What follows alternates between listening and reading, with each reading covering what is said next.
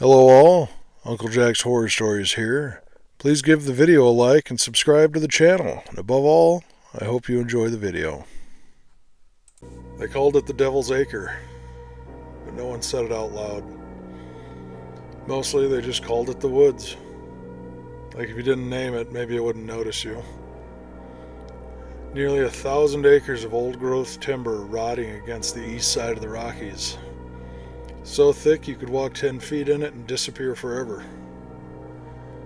Some of the trees were older than any nearby town, thicker around than a horse wagon, blackened by wildfire and twisted by wind. Older folks talked about it sometimes in that careful, sideways way people use when they think the thing they're talking about might overhear.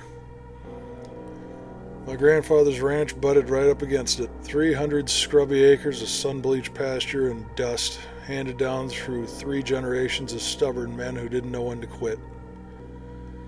I spent every summer of my childhood there. While other kids were frying their brains with cartoons and riding bikes through suburban cul-de-sacs, I was learning how to mend fence, shoot rattlesnakes from the rock piles, clean a fish, and keep my mouth shut when the grown men were talking. Grandpa James wasn't a warm man, not the hugging sort, but he had a gravity about him, the kind that made you listen hard when he spoke, even when you didn't understand all the words. He taught me most things by doing, how to oil a saddle, how to tell when a horse was sick. When it came to the woods, though, he talked. "Don't go past the fence," he'd say, tossing the post-hole digger into the back of the truck at sunset. "Not even in daylight." "Why not?" I'd ask, squinting out at the line of trees, their tops hissing like snakes in the wind. He'd just shake his head. "Things get turned around in there," he said once. "You'll think you're going straight, and next thing you know, you're miles deep with no way out, even if you do manage to find your way back." I wanted to ask more, but the look he wore told me it wasn't going to happen. Years passed. Life pulled me east. College, desk job, a starter apartment with walls so thin I could hear the neighbors breathing. I meant to go back. Visit, at least. But you know how it is. One year folds into the next, and suddenly the people you love are old or gone. Grandpa James went missing one spring. Walked out to fix a stretch of fence and never came back. They searched, planes, dogs, volunteers combing the fields and the edge of the woods. No tracks, no sign of a struggle. His old canvas hat sitting on the fence post like it's still waiting for him to come back and get it. After 7 years, the state declared him legally dead. The ranch, what was left of it, fell to me. When I first drove back out there, I told myself I'd sell it. The buildings were sagging, the fields overgrown, the place half swallowed by time. When I stepped out of the truck, when the dust settled around my boots and I breathed in that dry, familiar air, I knew I couldn't. This wasn't just land, this was home, and I was going to fix it. Raise crops, maybe cattle someday. I don't care how much work it took, I just wanted to make it right. The first real trouble started with the tractor. There were 3 old machines lined up behind the barn, each one a little more rusted and stubborn than the last one. I picked the least pitiful of the 3, a battered green monster of a machine. This was the most appropriate of the 3 that could help me tame the wilderness that had claimed my fields, and spent the better part of a day trying to breathe life back into it. Bolts rust welded to the frame, diesel gelled in the gas tank. Birds had nested under the hood, and something had gnawed half the wiring bare. After consuming more brake cleaner and time than I had to spare, I was down to the home stretch. The engine turned over, but wouldn't start for love or money.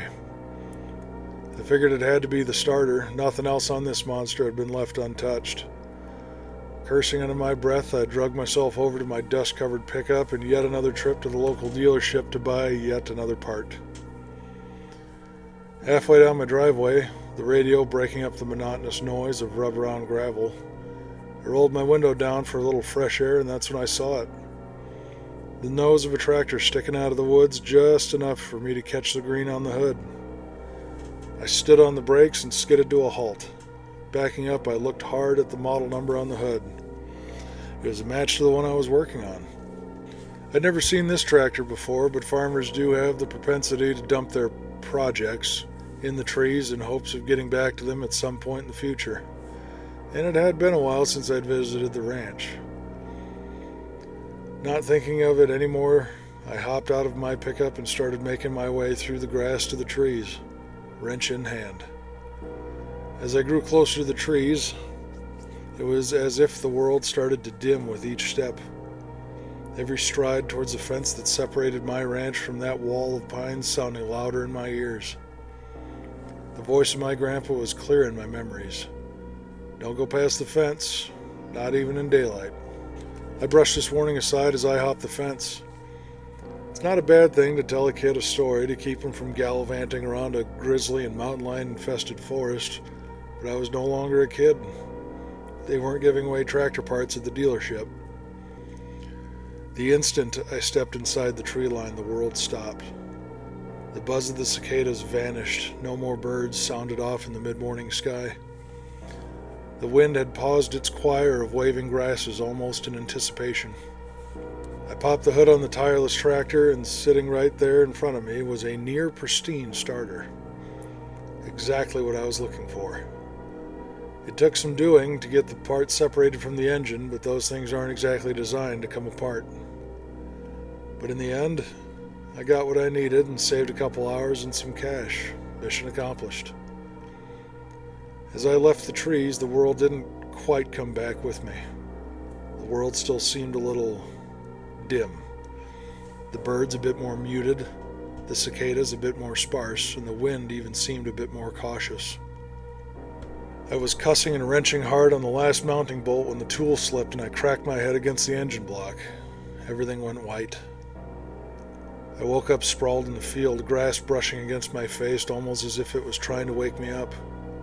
The sky was an unbroken gray, full of low, growling thunder. Hours had passed. It was nearly sunset. My head throbbed where it had hit, blood sticky in my hair. My hands and arms were cut up like I'd crawled through barbed wire. And worse yet, the tree line was close. I was near in the shadow of the woods. I must have stumbled here, I thought. Had to be. Maybe a concussion, maybe just disoriented.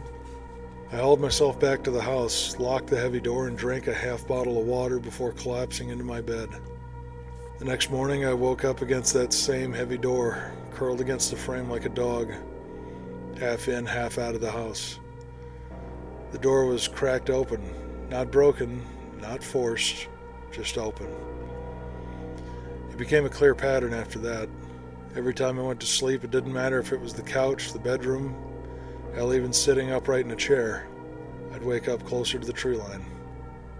One night I wedged a chair against the door and passed out with a crowbar in my lap, and I woke up face down in the gravel driveway, nose bleeding, tree line just a few hundred yards away.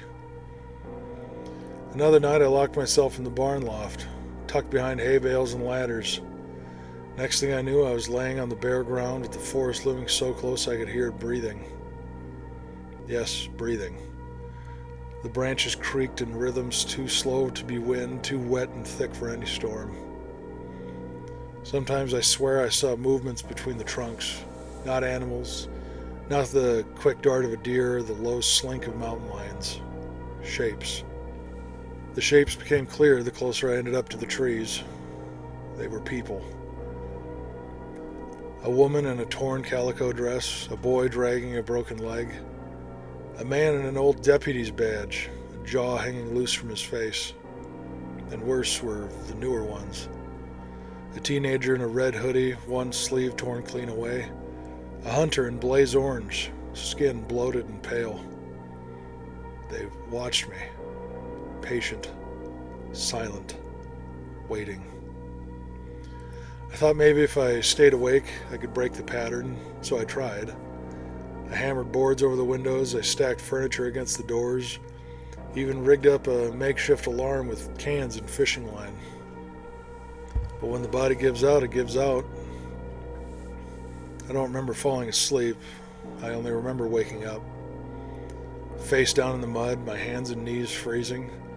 So close I could make out even more figures moving aimlessly through the deeper woods. There were dozens of them now, closer than ever. I was almost inside. Now as I sit on the sagging front porch with a shotgun across my lap, blinking back exhaustion, I can see them. They've come to the edge of the woods now. Grandpa James stands at the front. I think I'd known, but I never wanted to believe it. His face wasn't decayed, but it was wrong. Slack, drawn, eyes like two dry pits. Behind him, the others spread out, a whole broken congregation of the lost, old and new. They don't speak. They don't need to. I can feel them in my bones, whispering through my blood. Come home, boy. I tried to fight it. The night after Grandpa James and the others showed themselves on the tree line, I packed what I could into the truck and drove. I didn't think, I didn't look back, just pointed the wheels east and kept the pedal buried into the floorboard. I made it to the next town over, a case study of a standard town in a flyover state called Dry Creek. Made it by sunrise. I checked into a motel, paid in cash, I locked the door, drew the curtains, and then I collapsed onto the sagging bed thinking I'd finally outrun it. When I woke up, I was lying in the dead grass a few dozen feet from the trees, closer than ever.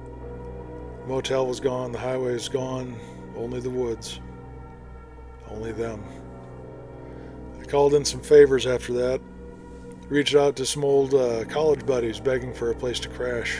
Flew out to Maine, across the whole damn country, thinking maybe if I put enough distance between me and that accursed forest, I could break free. For a little while, it felt like it might work.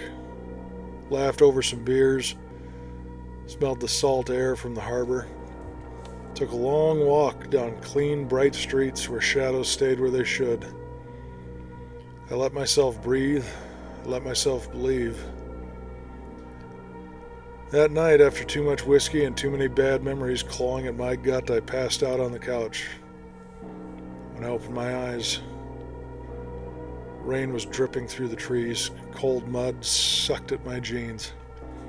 The towering black shapes of pines blotted out the sky. I was back at the tree line, back home. My friend called the next morning, voice tight with fear.